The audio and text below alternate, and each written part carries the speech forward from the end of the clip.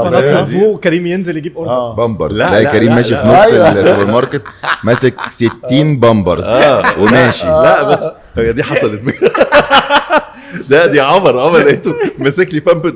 احنا هنبيع بامبرز ده عمر بامبرز ايه دلوقتي؟ خلينا بس في بس هو بصراحه تحتاجها حالا بصراحه. ايوه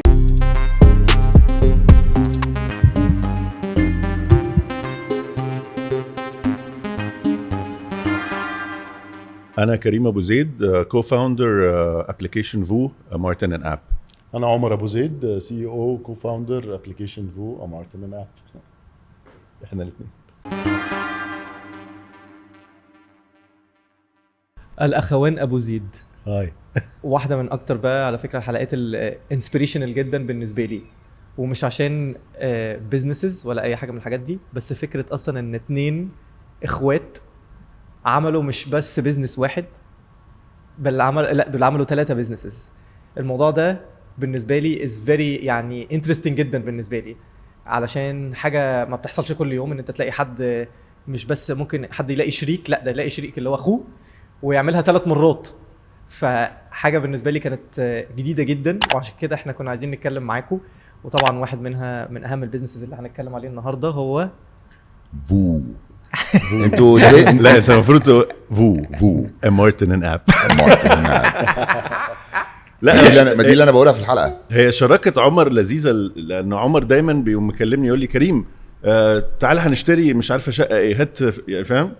هو دايما هو الموضوع مش بيزنس بس، هو عمر لا عمر في العيله هو مخ هو مخ والعضلات، مخ على عقل مدبر، على المنفذ، على تاخد رايه في كل حاجه. يعني انا ضرايب، قانون، مش عارف كل الحاجات دي ماليش علاقه.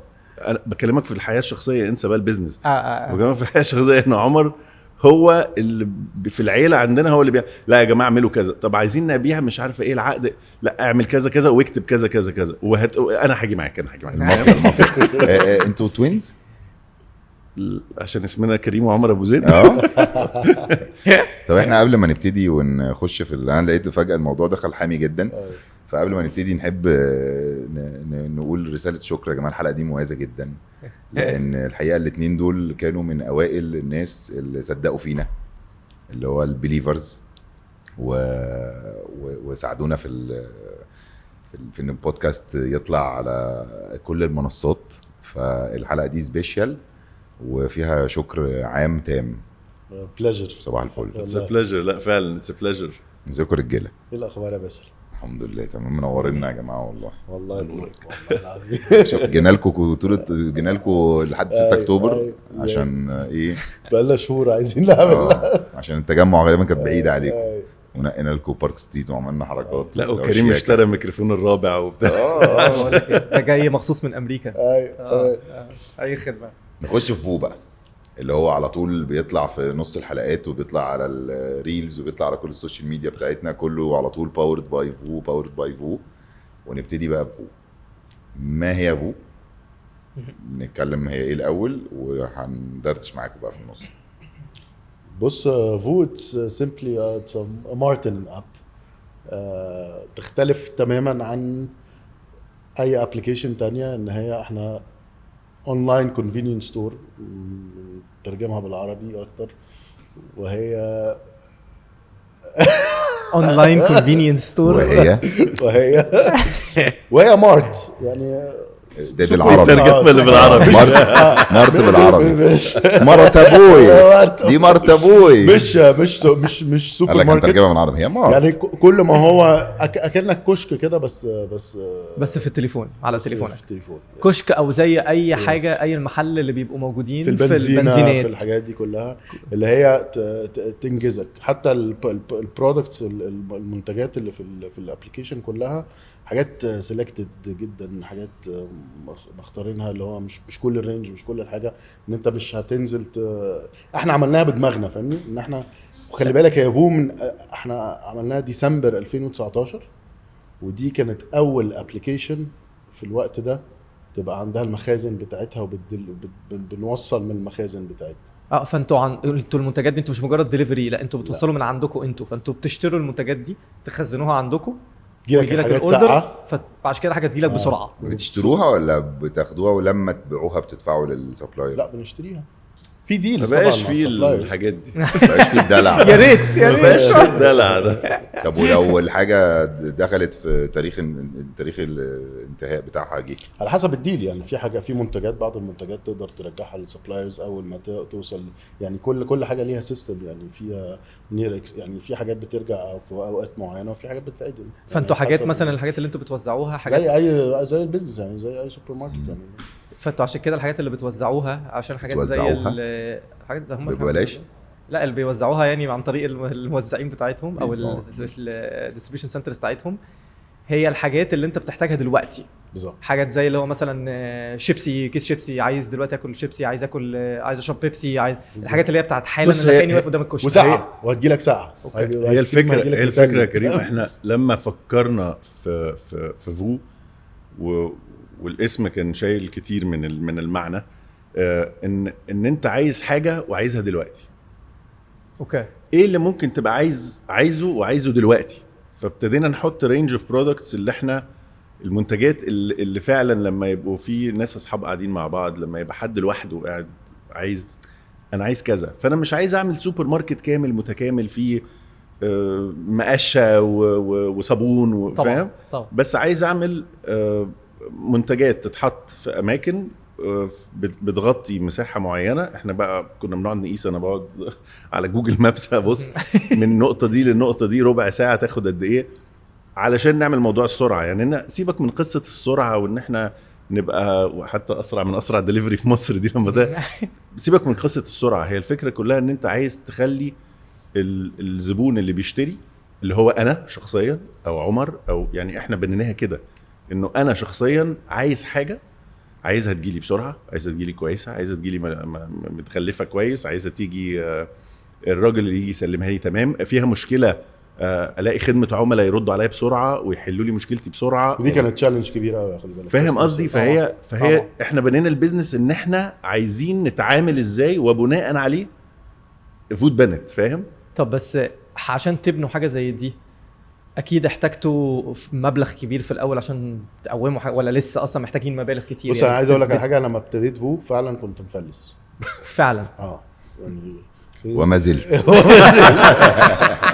ونازله من ساعتها بقيت مديون دلوقتي، بقيت مديون. طب وازاي؟ احكي لي.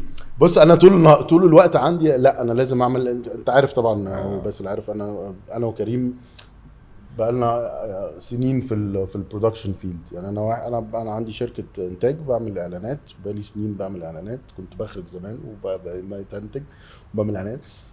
وبعدين طول عمري انا مش عايز افضل في بيزنس قايم على شخصي. اوكي. تبقاش انت البرودكت يعني، ما تبقاش انت المنتج يعني. ودي المشكله في بيزنسز كتير قوي اللي هي تندرج تحت الخدمات او السيرفيسنج. بتبقى انت المنتج. لا قدر الله لو حصل لك اي حاجه، عايز تفصل، عايز تاخد اجازه، هي مشكلتها طبعا اجازه انسى حصل لك اي حاجه صحيه، اي حاجه قفلت. فدايما عندي الهاجس ده في دماغي من وانا صغير، انك لا انا عايز اعمل حاجات تبقى وانا نايم شغاله. فاهمني؟ الفلوس عماله بتعد. ايوه انا متخيله وهو نايم. هي بتعد بتعد لتحت بس. فبس اما جت فو، هو كان اصلا كانت يعني اللي عمل الفكره في الاول كان بارتنر وكو فاوندر هو محمد ابو فريخه، وكان اسمها جو في الاول خالص اصلا. فهو كان عملها وكان هيقفل. اوكي. وقلت له لا تقفلش، تعال ايه القصه؟ قال لي 1 2 3 4. قلت له لا خلاص. مكلمني، كلمت كريم انا بعمل 1 2 3 4 ده. تعال ادخل. وكان هيقفل ليه؟ ما كانش عارف يعني ايه السبب اللي كان هيقفل بيه، وانت بعد كده لما دخلت وحلتوه؟ اتس هارد ما حلناش حاجه. هو الفكره ان انت لازم يبقى عندك وتكمل. خلي بالك دي التركه. مش عايز اقول لك ان انا جامد بقى يعني اهم حاجه تكمل مهما انا عملت. اكمل يعني زي يوم التصوير كده. لازم يخلص. ممكن يبقى 3 ايام على موتك يخلص. لازم يخلص. لازم يبتدي ولازم يخلص. يوم تاريخي في عالم الفن. اليوم ده هو مش يوم، الاوردر ده اللي كان 3 ايام. فبس هي دي الفكره، ان انت النهارده نزلت وبتفهم البيزنس بسرعه، فهي الويل والظروف وبارتنرز برضو. خلي بالك انك مهم يبقى معاك بارتنر. طبعا This podcast is powered by VU, a mart in an app. ما بس تبقاش هو برضه حاسس كان لوحدك. هيقفل ليه؟ قصدي انا مهمه بالنسبه هو لي لوحده. لانه يعني هيقفل عشان بص قلة هو فلوس. كان لوحده. هو يعني كان كان- لوحده. هو كان لوحده وابتدى حاجه وقال يجرب فيها، وكان بيعمل اوردرين في اليوم وكان ممشيها، مش كان ممشيها هواية أكتر ببساطة، من هي هوايه هي. يعني اللي هو انا بجرب حاجه فيلا حلوه. فاحنا لما جربناها معاه لقيناها حلوه، بس مان الموضوع محتاج شغل تاني خالص. فانت هتقفل علشان الكاش اللي بتحطه من جيبك اكتر بكتير من الكاش اللي جاي لك، which is شرعي تمام في اي بزنس. يعني طبعاً. انا لو انا هكلمك على لو انا بشتري حاجه ب 100 جنيه بدفع فيها 100 جنيه بس هي بتجيب لي 5 جنيه، انا بكلمك على 100 جنيه و5 جنيه. وخلي بالك لا وهي لما بتزود الملايين، فاهم قصدي؟ طبعا وفي الاول الجمله اللي انت قلتها بس في الاول اللي هو البليفرز، ان انت هو ما كانش لاقي حد يبليف، ودي مهمه. ان انت النهارده ازاي هتلاقي حد يبليف وينط معاك في البحر؟ ان انت كان في 2019 الوقت ده كانت في اجريجيتورز اللي هو زي بعض الابلكيشنز اللي هو تطلب منها يروح يجيب لك هو من السوبر ماركت اكس ويجيب لك الحاجات وبتاع. بس بتاخد بس وقت انت أطول. ما عندكش، تاخد وقت اطول. سيبك من اطول، هو الموديل موديل ده مختلف. ده وكان- معروف واسهل للانفسترز كان وفاهمينه. وقتها الانفسترز يقول لك طب انا ليه اخلي بضاعه عندي ويبقى عندي مخازن مفيش ويبقى عندي مش عارف إيه؟ مخاطرات طب ما كبيره. انا ممكن اخد البتاع واخد النسبه بتاعتي وشكرا. فكان دايما الانفسترز لما هو حاول يجيب انفسترز في البدايه الناس مش فاهمه البيزنس. طب وانا ايه اللي دخلني في القصه دي؟ لما قال لنا انا لا يلا يا معلم نط في البحر، انا احسن واحد انط في البحر وبعدين هحل. ومشاركني معاه.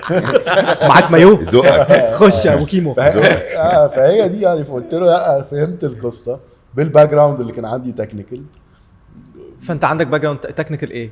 من الويب سايتس والحاجات دي. أوكي. كنا عملنا عندنا تك في عالم بروجكت تاني التك. اسمه لايبرري ستوك ايمج ايجنسي اسمها miashots.com. اوكي دي لسه شغاله؟ لسه أوكي. شغاله في الميدل ايست. اوكي اللي هي صور وانك حاجات ثابته وبتبيعها للناس. بترخص استغلال صور وفيديوز. وفيديوز. فانا مثلا عندي ويب سايت ونفسي احط صوره مثلا باك جراوند بالظبط. على الويب سايت مش عارف اشتريها. اجيبها ازاي فاشتريها. او بتعمل كوبي بروشور رايتس او يعني. كوبي رايتس او بتعمل بروشور او بتعمل اعلان فناقص لك شوت معين او بتعمل فيلم فناقص ده اللي هو برضو بيحصل في عالم السينما. موجودة. إن مثلا يبقى بالظبط. انت عايز تاخد في نص الفيلم تحط حته مثلا ان هو مصور القاهره من فوق خالص من طياره. فهو لو شوت يشتريها. ومش لازم تنزل تصوره، انك هتنزل تصوره هيكلفك كتير جدا. فمن هنا كان عندي خبره كبيره قوي في التك والانترنت والسيرفرز والتكنولوجي عامه. والكودينج. عمر بيخش يكتب كود. فعلا انا ما كنتش عارف ان انت كده. ما كتبش كود بس بفهم. أوكي. الموضوع لا أفهم. بيصلح للكود. يعني افهم هاكر انت. انا شفته بيصلح للديفلوبرز حاجات. يعني معلم افهم الكود ده افهم غلط يا الباجز، اقول له هنا ده غلط. فاهمني؟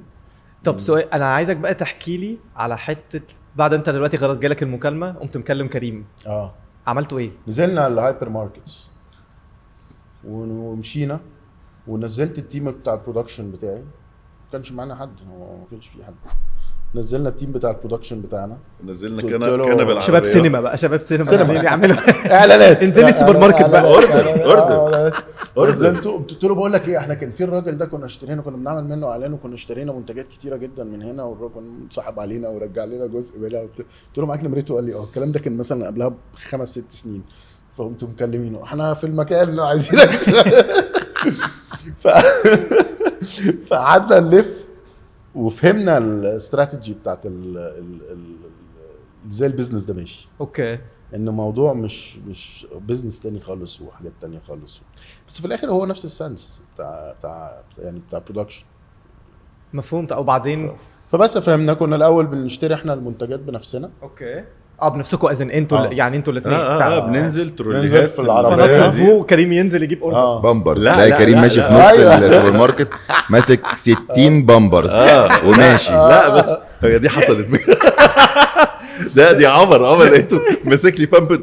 احنا هنبيع بامبرز ده عمر بامبرز ايه دلوقتي؟ خلينا بس في الشخصي. بس هو بصراحه بتحتاجها حالا بصراحه. ايوه والله العظيم لقيته جاي لي في الايل في الدور ماسك 2 بامبرز كده. قال احنا هنبيع بامبرز قال لي انا احيانا بحتاجه ما بلاقيش. لا انا فاهمك قوي، بالظبط. فاهم. فابتدينا من هنا، وابتدينا بقى نشوف ايه السنس، ايه المنتجات اللي محتاجين نحطها على الابلكيشن والحاجات دي كلها، وابتدينا نشغل، وابتدينا فانتوا فكرتوا في حاجات اللي هو انا عايزها في التو والحال.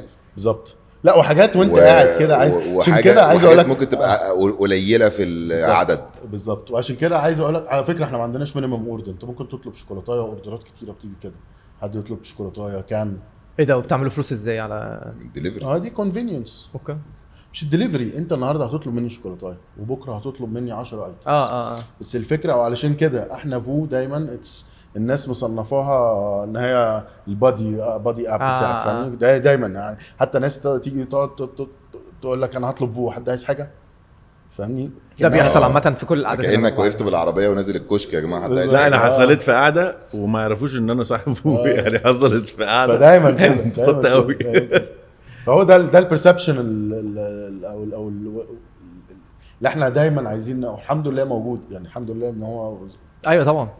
دايما في كل القعدات وفي كل الحاجات بنتاكد من ده. انت هتلاقيني عمال بسالك كتير، انتوا الخطوات اللي انتوا مشيتوا فيها عشان تبنوا فو، هتلاقيني بخش معاك في الديتيلز دي كتير قوي، لان انا بحس ان احنا يعني في الناس اللي بتتفرج عندنا على طول على البودكاست بالذات، لما بيجوا يبصوا على حاجه بتبقى فيها بيزنس، بيبقوا عايزين يعرفوا القصه ازاي، قصه الكفاح اللي حصلت قبليها. ولسه في كفاح طبعا كفاح مستمر. عشان كده ببقى عايز اعرف منك، يعني رحت جبت عرفت المنتجات، عرفنا ان احنا هنبيع بامبرز، ها بقى هنعمل ايه؟ نزل عشان لك دايما القصه سلام. كمان بتخلي اللي قاعد على الكنبه بيتفرج يحس ان هو طب ما انا ممكن ابقى انا يعني ممكن انا اللي انزل اعمل كده وبتاع وبالذات ان انت بتقولي ان انتوا كمان ما كانش معاك فلوس كمان. كانش معانا فلوس. جمعنا احنا 5 شركاء، جمعنا مع بعض، ابتدينا نحط فلوس. ماشي. ابتدينا ده ايه، ابتدينا نظبط حسابات، ومن اول يوم قررنا ان احنا لا، حساباتنا هتبقى مظبوطه 100%، والحاجات هتبقى مظبوطه 100%، وضرايبنا مظبوطه، يعني كل حاجه لازم تبقى مظبوطه علشان البيزنس يمشي صح. اوكي.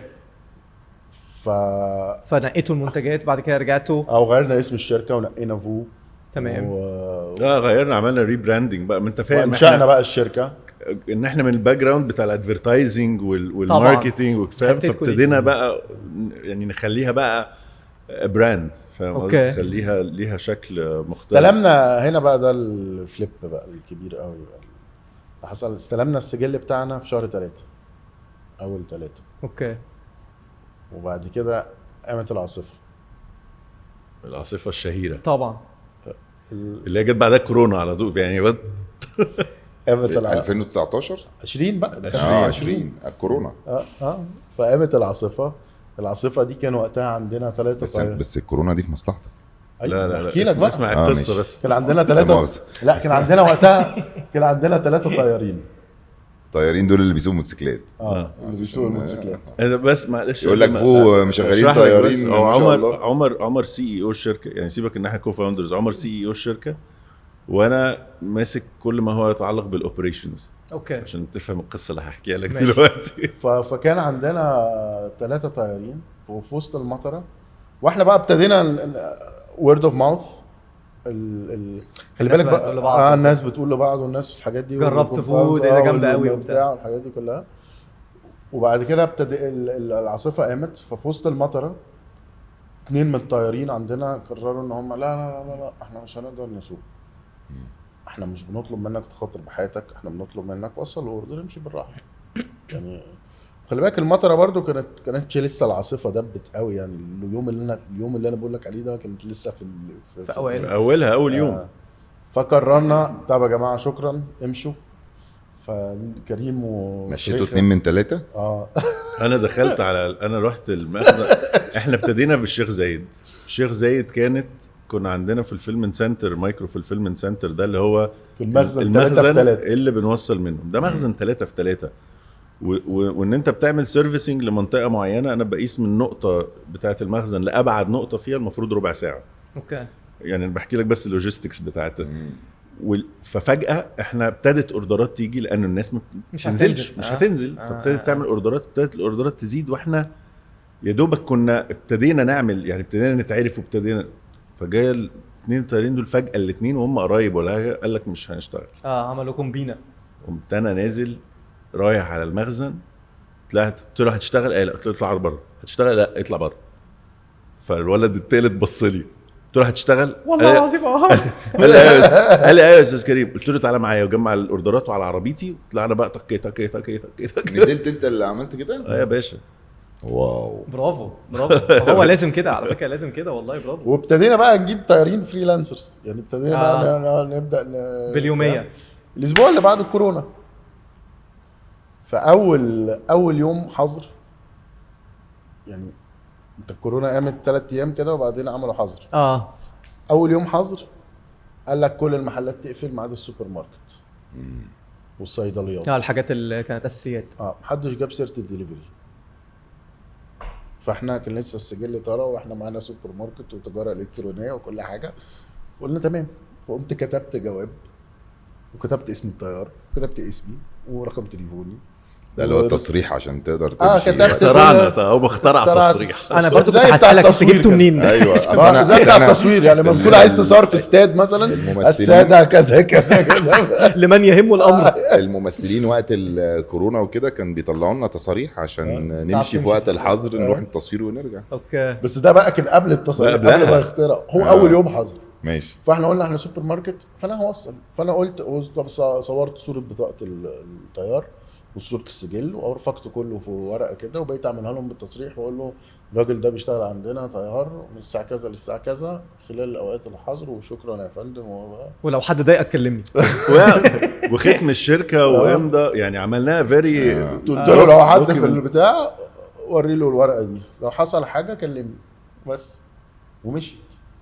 فبقت مره واحده بوم. بقينا احنا الوحيدين اللي بنوصل ساعه. انت الوحيد اللي بتوصل لمده اسبوع، انت الابلكيشن الوحيد اللي طب وما فكرتوش وقتها لما الكورونا حصلت وبقى عليكم ضغط كبير قوي انكم تقلبوا المارت لسوبر ماركت؟ لا احنا مركزين في الموديل بتاعنا بصراحه. وهي عمرك ما فكرت ان الموديل بتاعك يكبر عن كده؟ اصل انا كان في سؤال من اول ما ابتدينا الحلقه وانا هموت اساله. انت دلوقتي بتقول انتوا اول اب ابتديتوا في موضوع المارت والدليفري وكده. وانتوا عندكم منافسين في السوق. بس ممكن ما يبقوش المنافسين اللي هو على نفس الخط بتاعك بالزبط. اللي هو بتاع المارت ممكن يبقى عندك منافس اللي هو عنده كل حاجه، بيبيع مقشات زي ما كريم قال. هو مش منافس دايركت لكن هو منافس.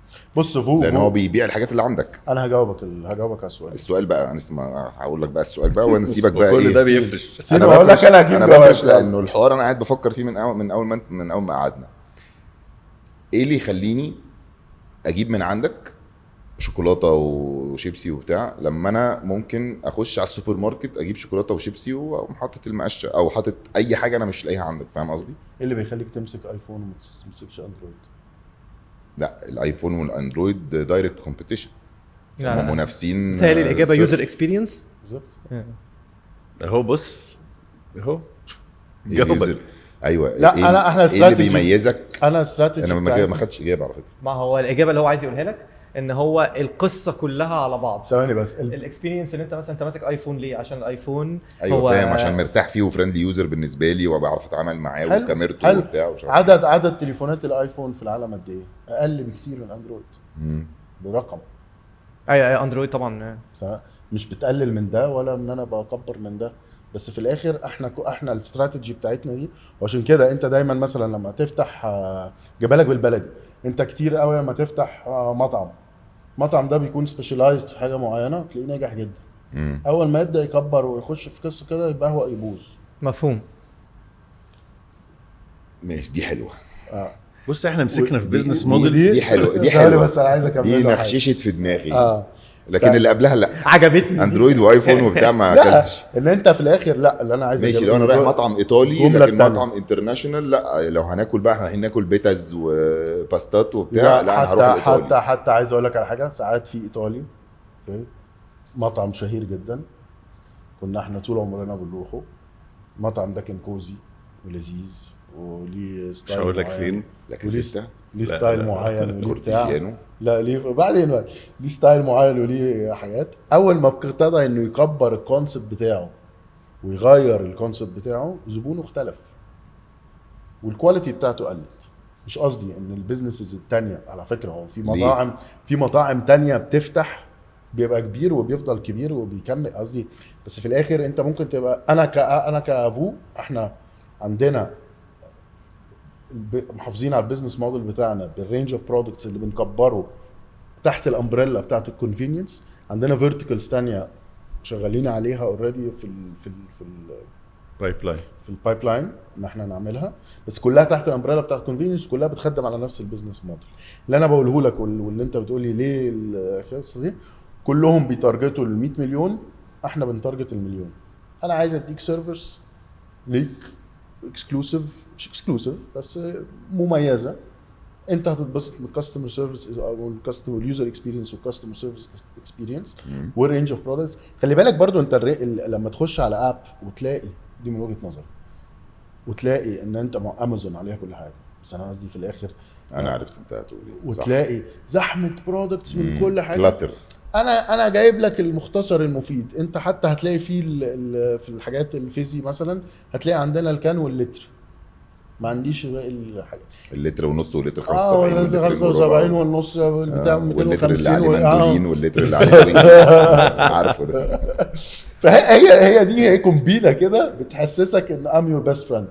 وهي كمان بصراحه فالحمد لله قادرين واصلين يعني واصلين لده يعني. دايما بيبقى فيه 2 مودلز حتى ده في اي بيزنس بتهيألي، يعني ان هو يا اما ان انت بتبقى منقي حته صغيره عدد معين من الناس وعايز تديهم خدمه جامده وتبقى انت بتعمل من وراهم فلوس عشان هم بيعملوا منك، بيجوا لك على طول، ممكن يجي لك كذا مره في اليوم، او ان انت بتعمل حاجه زي مثلا زي ما انت بتقول ان انت عايز تخدم كل الناس، فانت القليل في الكتير بيجمع زي ما بتقول. فده موديل وده الطريقه اللي بيطلع منه فلوس. الموديل التاني انا هركز على جزء معين من الناس واطلع منهم فلوس تخليني افضل ناجح وبروفيتبل. دايما ده الاثنين موديلز انا بشوفهم.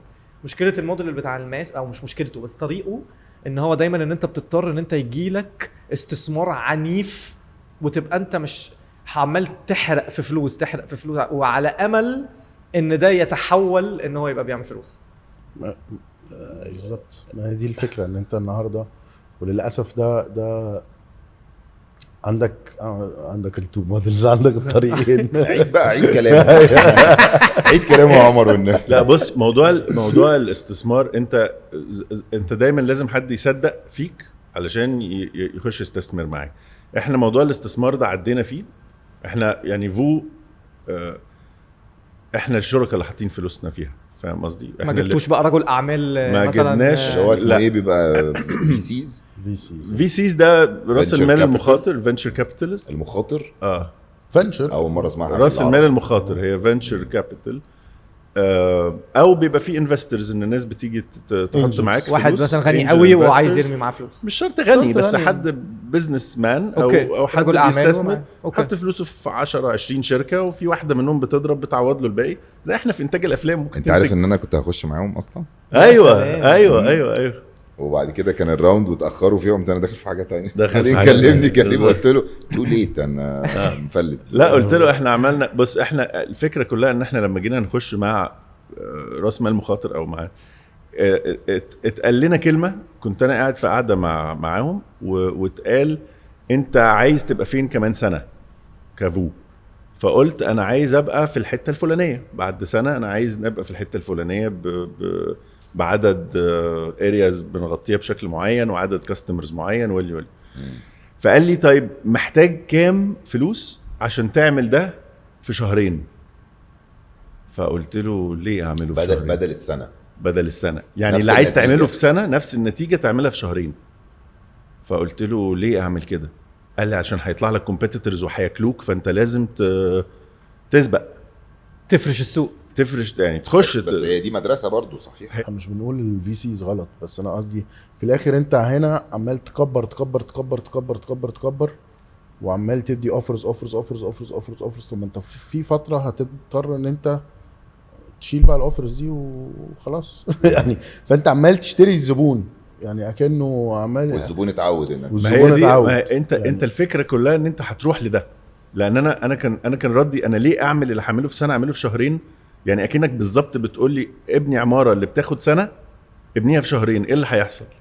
هتبنيها باي اللي معاك بقى عشان ننجز. لا مش قصه كده، هتطلع بسرعه. خلي بالك الموضوع الابلكيشنز عامه ليه ليرنينج كيرف غصب عنك هتضطر انك تمشي فيه. مش قصه انك تجيب هات مش عارف مين اجمد واحد في الشركه الفلانيه ماسك بتاع هاته مش عارف مين.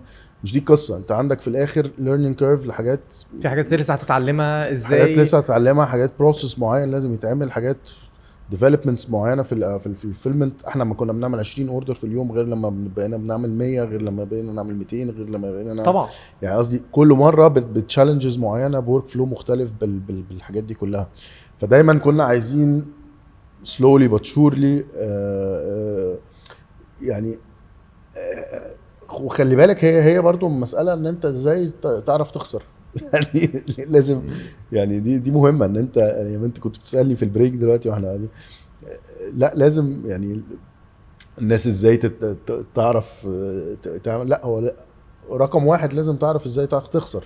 بس انا دايما واحنا بنتكلم في البيزنس دايما بحاول لما بنيجي نتكلم مع اي حد رجل اعمال او ابتدى شركه او كده دايما بقعد اقول له انا عايز اجيب ناس توري الناس اللي بتسمعنا او الناس اللي بتشوفنا ان ممكن تعمل بيزنس من فكره وتحولها لبيزنس فعلا.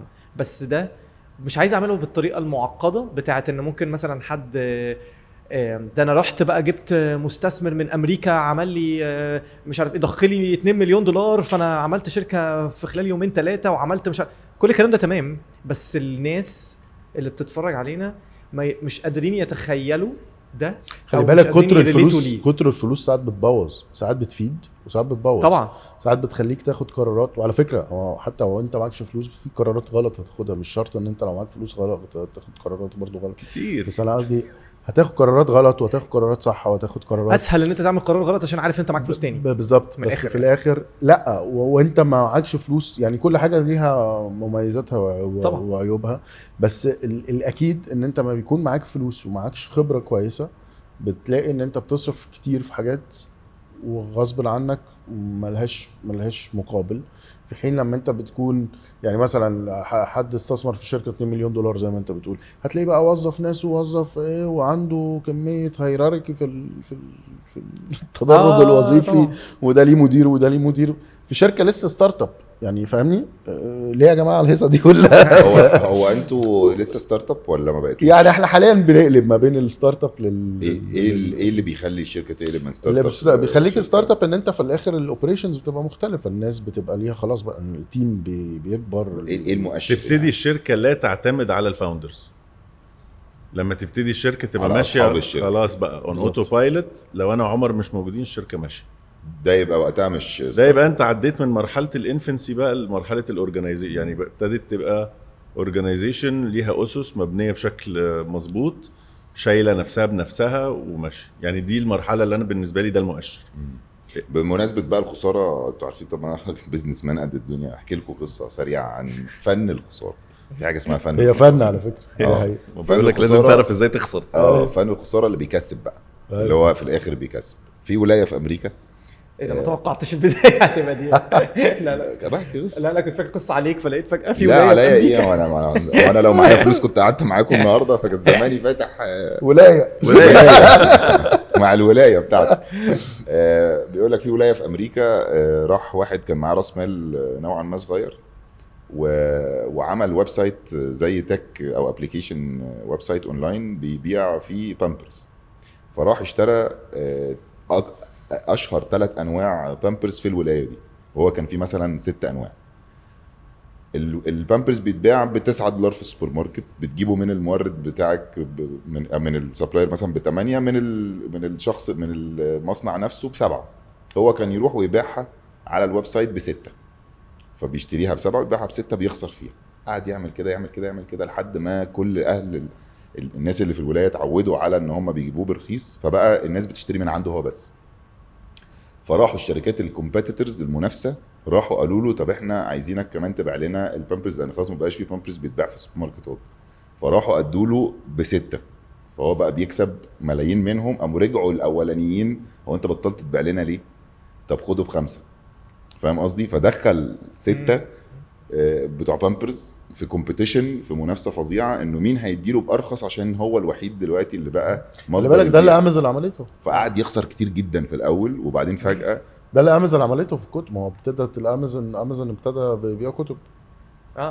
امازون قعدوا 12 سنه ما بيعملوش فلوس. بس الحلو بقى انا شفت انترفيو لجيف بيزوس على الموضوع بتاع امازون ده بالذات، ان هو لما فكر في امازون او ان جنرال فكر في ويب سايت تبيع كتب، وفضل مركز في الكتب، وما كانش قايل لك يعني ما جاش قال لك انا هعمل اكبر ويب سايت بتبيع كل حاجه من الابره للصاروخ. فاهم قصدي؟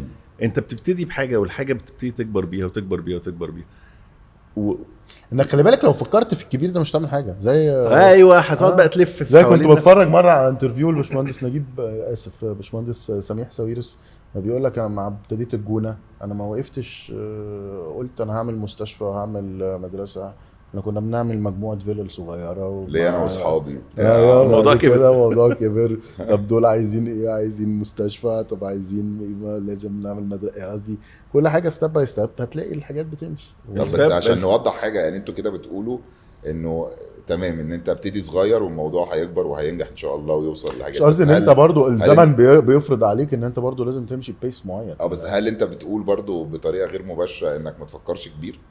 لو فكرت كبير مش هتعرف تبتدي. لا لازم يبقى عندك طموح. انت في الاخر هو الطموح هو اللي بيخليك تبتدي. فانت مش معنى هو انت بتكون بتفكر، بس انا قصدي ما تدوش نفسك بالتفكير الكبير جدا انك لو فكرت في المليون مش هتبتدي، مش هتعمل. لا انت المشكله مش ممكن حتى لو ابتديت هتفقد. سيبك ان المليون دلوقتي ما بقاش بسرعه. انا بحس ان انت هتزهق بسرعه لو انت بص يا كريم. هي الفكره هي اللي انت كنت بتقولها، ان اللي بيسمعوا البودكاست بيبقوا عايزين يعرفوا بيزنس ازاي ابتدي اعمل ايه علشان ابتدي. الفورمولا عمر ما حد هيقول لك الفورمولا ملهاش فورمولا، بس الحاجه الوحيده اللي هتلاقيها كومن في كل البيزنسز اللي نجحت في العالم المثابره، اللي هو صح. انا هخلي نفس، انا بقول لك نفس طويل يكسب. انا هخلي الموضوع ده يمشي، انا عايز اعمل دي انا هعملها. فاهم قصدي؟ وهو ده اللي هيزقك. هتحبط وناس هتقول لك وهيطلع لك كومبيتيشن كل حاجه. خلي بالك عايز اقول لك على حاجه تانية، مش شرط بيفكرني بيا انا وانت. بيفكرني كل ما يجي كريم يكمل وعمر يوم عمر قطع عليه عمال حاسس ايه ده، هو انا زي عمر عارف صح؟ مش هيجي كده. بس انا هقول لك ما تقولش كريم لسه خلص جملته. نسيتني كنت عايز اقول ايه.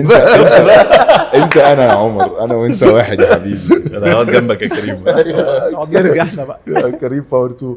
لا كنت والله نسيت كنت عايز اقول ايه. انا قلت ادوقك من السن القاطر.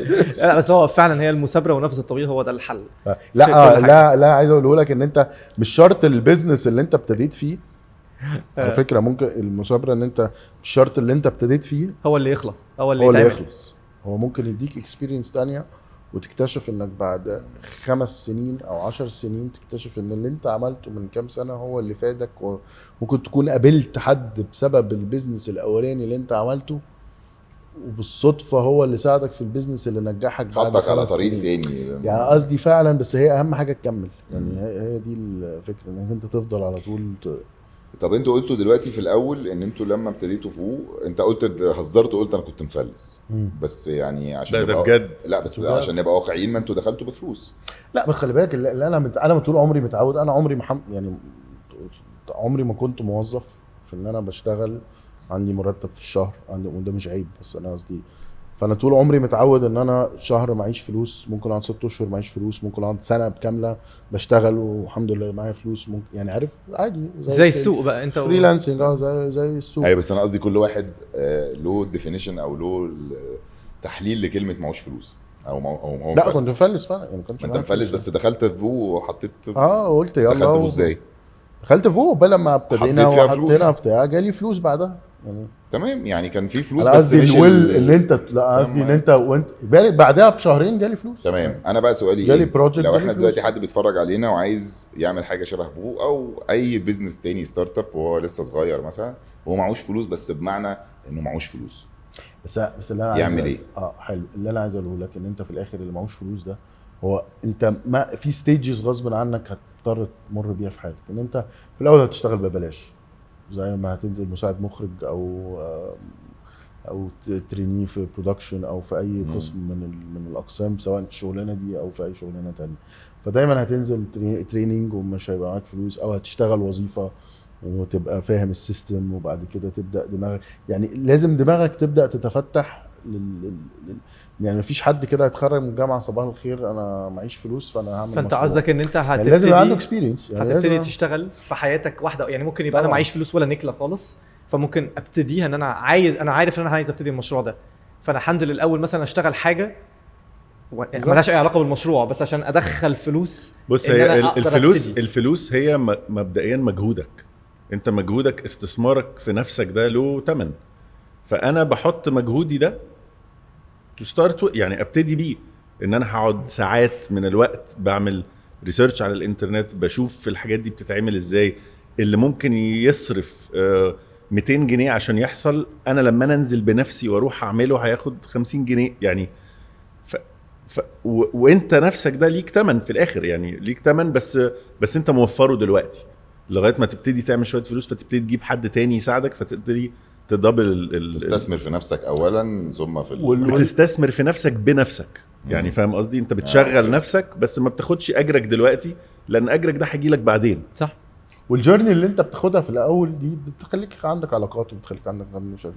يعني احنا مثلا في فو اول ما ابتديت انا ما كناش ولا ماضيين مع سبلايرز ولا ماضيين مع حاجه، والناس كانت كل ما كنتوا بتنزلوا تشتروا ماركت بس يعني. بعد خلي بالك بقى في شهر 4 ابتدينا نمضي مع سبلايرز، يعني ابتديت بقى اكتب على الفيسبوك مين ابتديت اتكلم حد يعرف مش عارف ابتديت اتكلم اللي انا اعرفهم في الشركات الفلانيه اللي كنت بعمل لهم اعلانات، فيا جماعه انا بعمل 1 2 3 فيوصلني بالديفيجن الثاني، فقالوا امضي عقد وكريدت اللي اتعرفت عليهم في الرحله.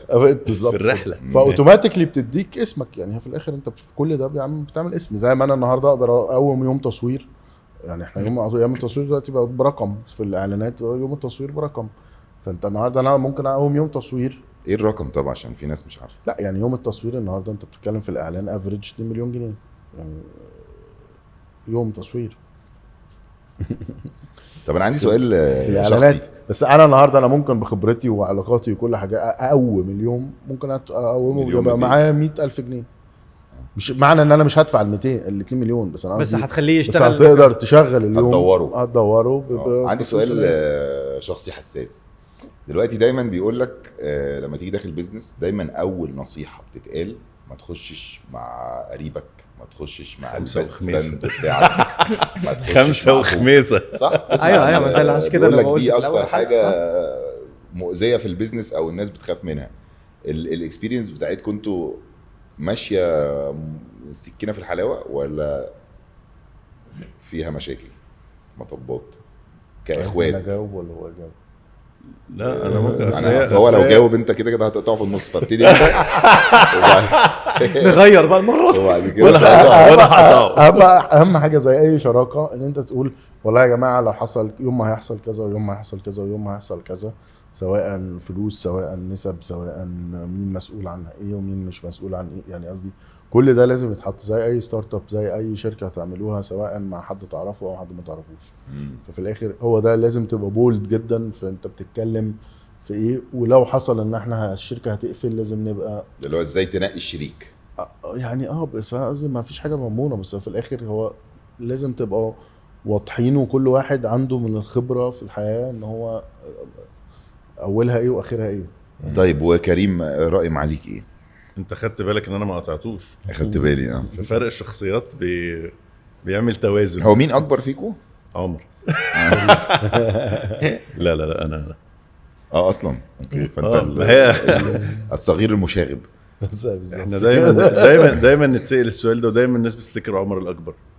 ليه قصدك ايه؟ مش عارف لا اتقالت لي قبل كده، قال لك بحس ان عمر مور سيريس، مع ان انا والله سيريس. راكز كده طب ايه رايك في موضوع الشراكه بين حاسس ان انا عايز اساله ايه رايك في موضوع الجواز بين القرايب؟ ايه رايك في موضوع الشراكه بين الاخوات والقرايب بص احنا الفورمولا عندنا، احنا ابتدينا في يعني زمان اول ما انا كنت بشتغل كنت مخرج وكنت بروديوسر في البدايه خالص، وكان عمر لسه كان بيدرس في الجامعه، فكان بيجي بيشتغل معانا اسيستنت دايركتور، كان بيجي بيشتغل معايا، كان دايما في تفاهم. لما ابتدينا نكبر وابتدينا نعمل شركات، عملنا 100 شوتس مع بعض، و100 شوتس احنا 2 شركاء، هو انا وهو، فالموضوع كان سلس، بناخد قرارات مع بعض وبقول لك ايه نعمل كذا بكذا ولا نعمل كذا ايه، طب نعمل ده ولا نعمل ده، تعالى نعمل كذا، واتساب، تليفون، فاهم.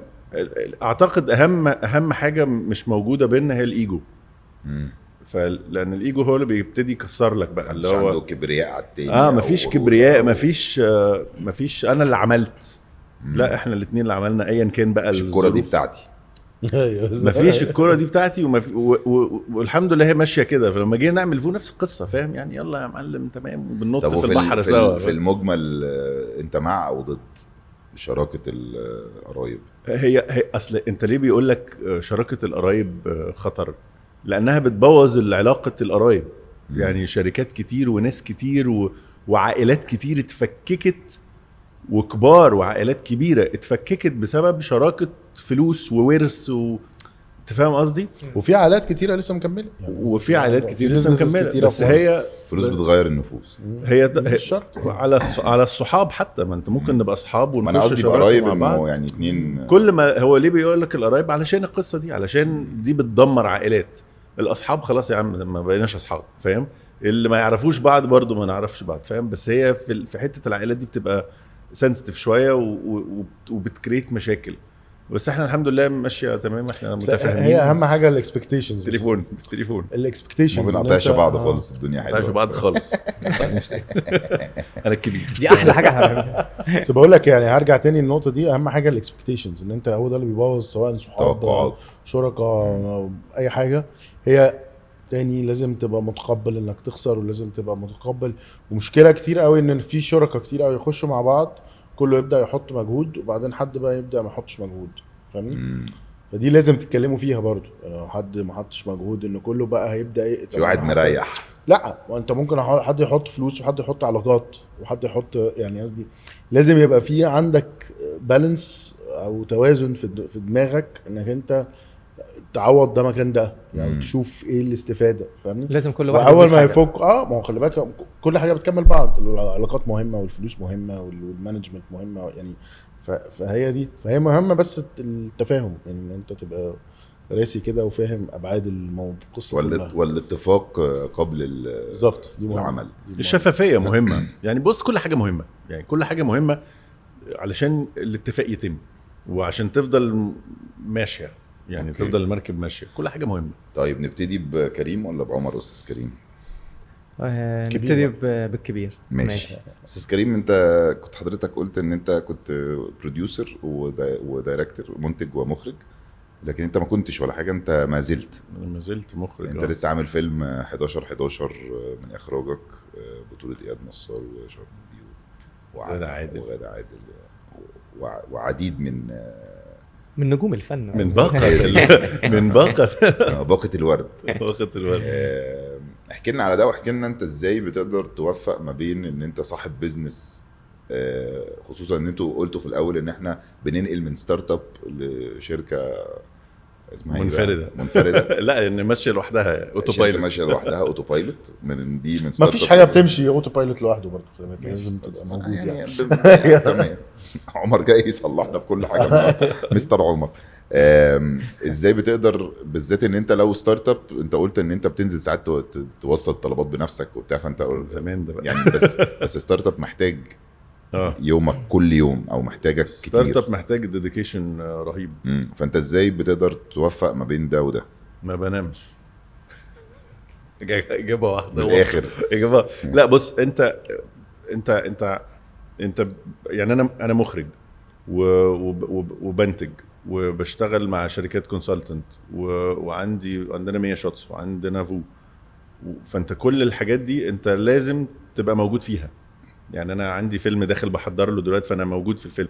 فانا اليوم ال 24 ساعه ده بقى متقسم على انا وعيلتي، ويعني بناتي ومراتي وشغلي التاني وشغلي التالت وشغلي الرابع، وكله ماشي بقى. عندك كام 24 ساعه في اليوم يعني؟ ما هي بقول لك صعبه، هي صعبه جدا. احيانا بتفصل طبعا، يعني احيانا بيجي لك يومين كده بقوم مكلم عمر اقول له انا فاصل يومين، او انا على طيارات اليومين دول، وهو برضو احيانا بيجي يقول لي انا مش موجود لمده 4 ايام، مش يعني والله مره بيبعت لي فو بتاعتك اليومين دول، فاهم اللي هو. فلا طبعا مرهقه جدا.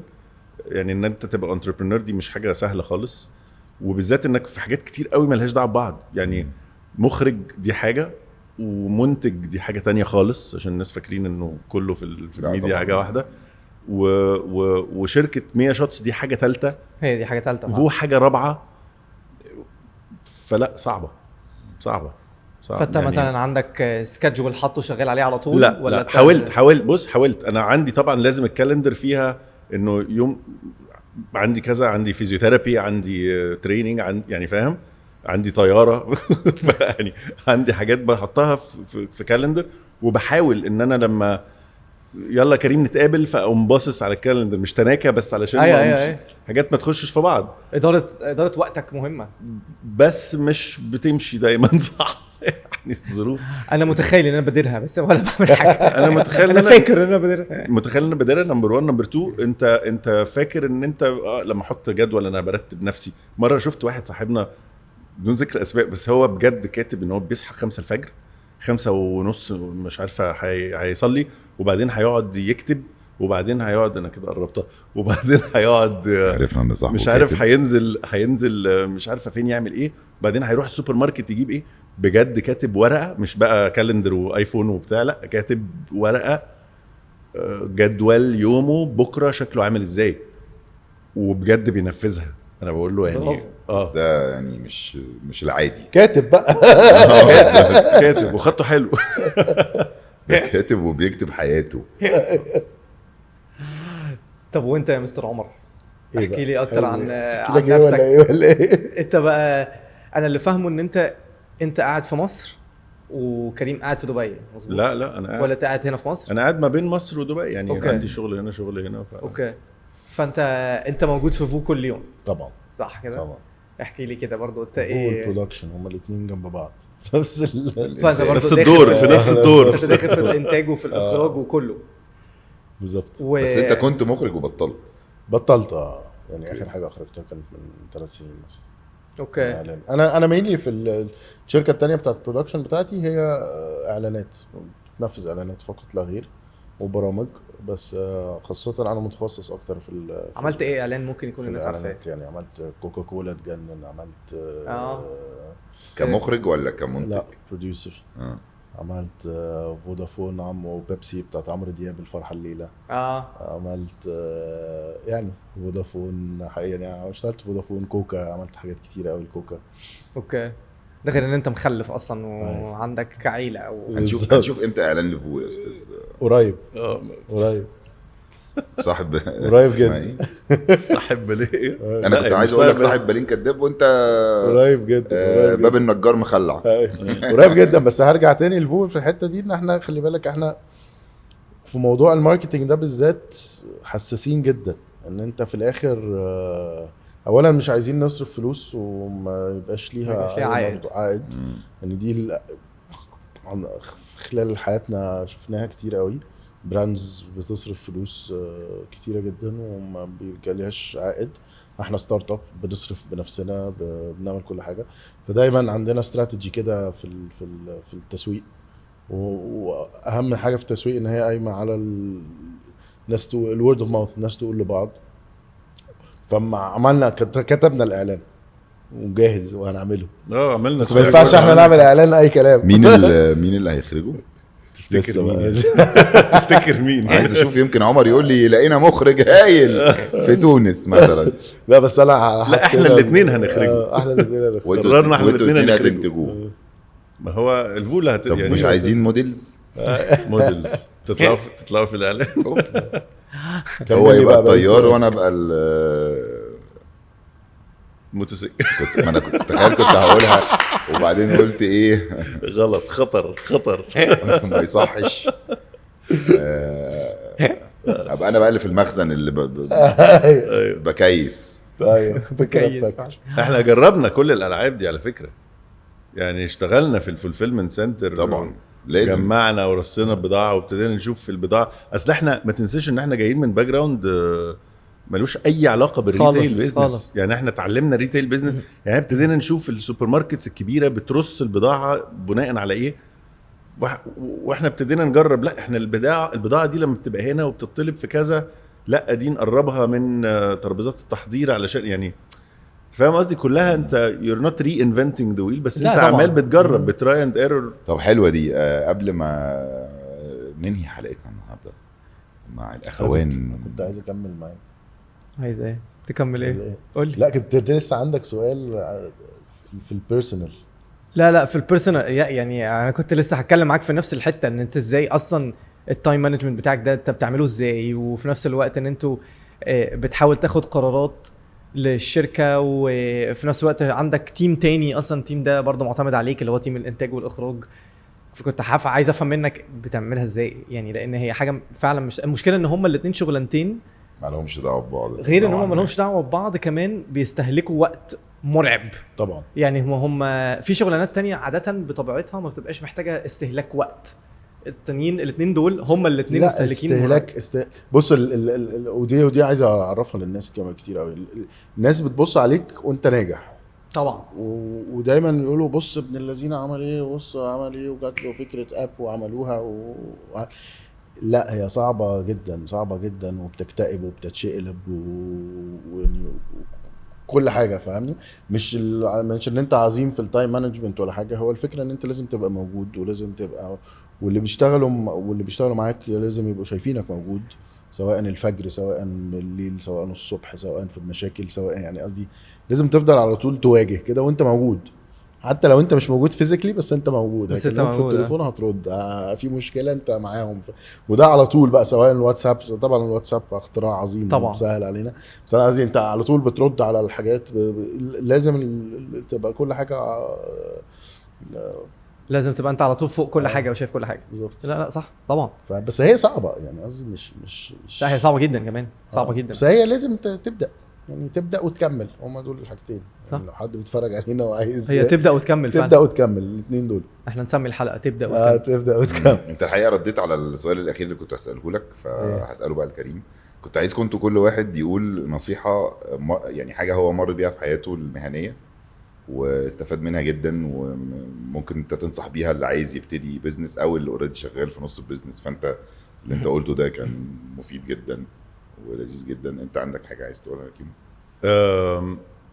ان انت تكمله على تبدا وتكمل، انت عمرك ما هتنجح في اي حاجه غير لما انا بسميها المايلج، انا ما بسميهاش اكسبيرينس، بسميها ان انت قطعت اميال او قطعت كيلومترات في الحياه تخليك توصل وعمرك ما هتوصل، انت هتفضل بتكمل لغايه ما تموت يعني فاهم قصدي. بس انت يعني انا لما اشتغلت في الميديا ابتديت يعني نظف المكن، فابتديت افهم ايه المكن، وابتديت اشوف الكاميرا بتشتغل ازاي، وابتديت اتعلمت مونتاج. شريف المغازي يعني شريف المغازي واحد من المونترين كانوا كبار قوي زمان، وقعد قال لي قلت له انا عايز اتعلم مونتاج، ابتدى يعلمني مونتاج، والمونتاج بقيت اصور، فانا منتجت وصورت واشتغلت صوت واشتغلت يعني فاهم. فانت لازم قطعت كل الاشواط بس عايز اقولها لك بالكده، لازم تتمرمط علشان توصل لحاجة، وهتفضل تتمرمط علشان تكبر يعني بيريد. شعار الرحلة مرمطة. ما على فكرة المرمطة دي مش عيب يعني. أيوة أنا بقول لك المرمطة بس دي مش لازم عيب، يبقى مستعد يعني. بس لازم تبقى مستعد ان انت هتتمرمط. لو ما تمرمطتش لازم تشك لا في حاجة غلط، انت فاهم قصدي. لو لقيت نفسك بتنجح من غير ما تتمرمط في حاجة غلط.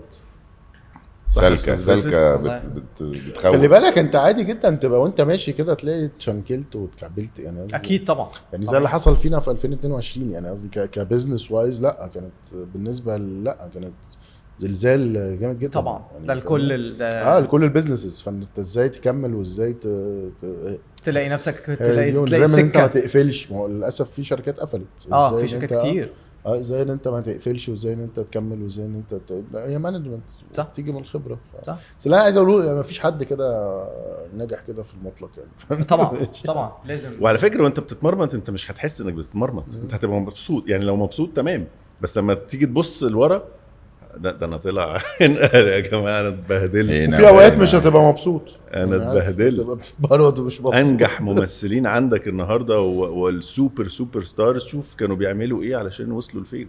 بنسمع موضوع حكايات مش على البودكاست خطيره. المديرين والسي اي اوز بتوع شركات كان مبتدي منين. النهارده في جيل كده طالع لك عايز يبقى مدير اوتوماتيك، يعني متخرج من الجامعه عايز يبقى مدير، فاهم؟ ده الجيل بتاع الفي سيز. انا عندي كتير. لا بالعكس، لا مش جيل، لا ما اقدرش اقولها بالشكل ده، بس هو في انا بسرعه يعني، فاهم؟ انا حاسس ان 2023 ولا 22 ولا 2020 فجاه كل حاجه لازم تخلص بسرعه، فانا لازم الحق، فانا عايز ابقى مدير على طول واتحكم في الناس اللي تحتيه واجي وقت ما اجي يعني، لانه التطلع انا شايفه قريب يعني، شايف ناس كتير حواليا ناجحه فعايز ابقى هم دول، فانا لازم احط نفسي في الحته دي.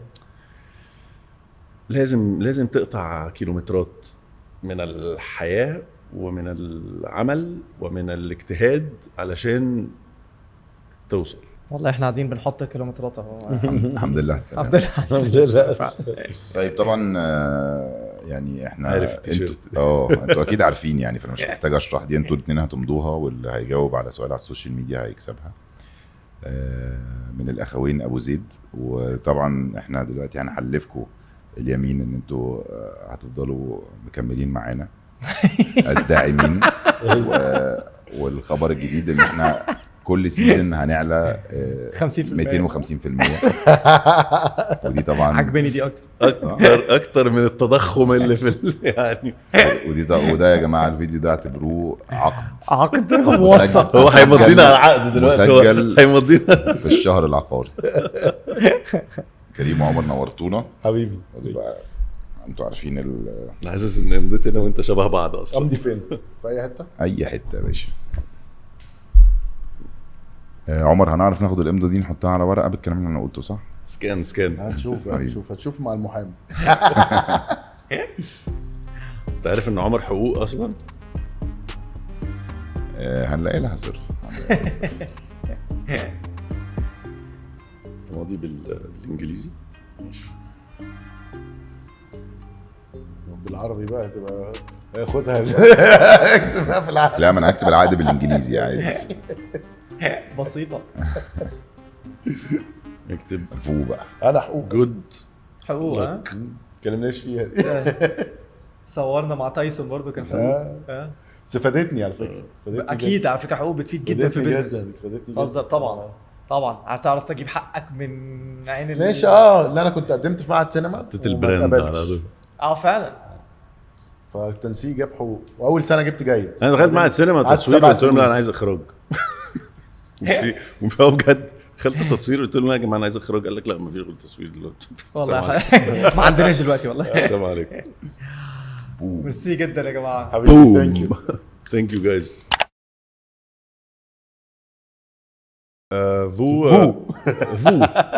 فو كمل فعلا مشوار طويل صعب قوي بفلوس. الفلوس الفلوس بتيجي وتروح. بالظبط. اهم حاجه بالظبط. حياه.